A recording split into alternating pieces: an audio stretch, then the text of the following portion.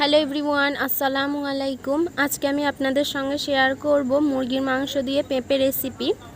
তাহলে চলুন আজকের রেসিপিটা দেখে নিই। আজকের রেসিপির জন্য মা প্রথমেই কড়ার মধ্যে থেঁতানো আদা আর পেঁয়াজ কুচি দিয়ে তার মধ্যে দিয়ে দিচ্ছে পরিমাণ মতো সর্ষের তেল, তারপর দিয়ে দিচ্ছে কাঁচা লঙ্কা। উপকরণগুলো দিয়ে তেলের মধ্যে একটু ভালোভাবে ভেজে নিচ্ছে। পেঁয়াজ লঙ্কা আর আদাটা ভালোভাবে ভেজে নেওয়া হয়ে গেছে। এখন আগে থেকে ধুয়ে রাখা চিকেনের পিসগুলো একে একে দিয়ে দিচ্ছে। তারপর চিকেন আর কষানো মশলাটা ভালোভাবে মিক্স করে নিচ্ছে। তারপরে চিকেনের মধ্যে দিয়ে দিচ্ছে স্বাদ মতো নুন আর হলুদ গুঁড়ো।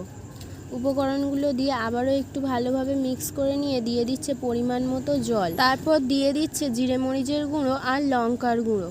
উপকরণগুলো দিয়ে ঢাকনা চাপা দিয়ে এই সময় গ্যাসের ফ্লেমটা হাইতে রেখে চিকেনটাকে ভালোভাবে কষিয়ে নেবে। তারপর ঢাকনাটা খুলে আবারও একটু নেড়ে চেড়ে দিচ্ছে।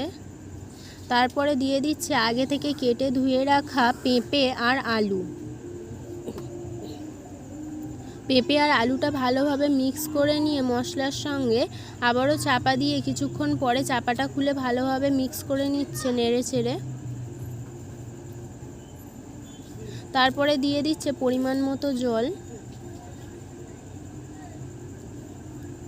জলটা দিয়ে আবারও ঢাকনা চাপা দিয়ে দিচ্ছে। কিছুক্ষণ পর কড়ার ঢাকনাটা খুলে ভালোভাবে মিক্স করে নিচ্ছে। এই সময় পেঁপে আর আলুটা ভালোভাবে সিদ্ধ হয়ে গেছে আর মাংসের ঝোলটাও শুকনো হয়ে গিয়ে তরকারিটা প্রায় মাখা মাখা হয়ে গেছে। আজকের মুরগির মাংস দিয়ে পেঁপে রেসিপি প্রস্তুত সার্ভ করার জন্য। আজকের রেসিপিটা এই পর্যন্তই।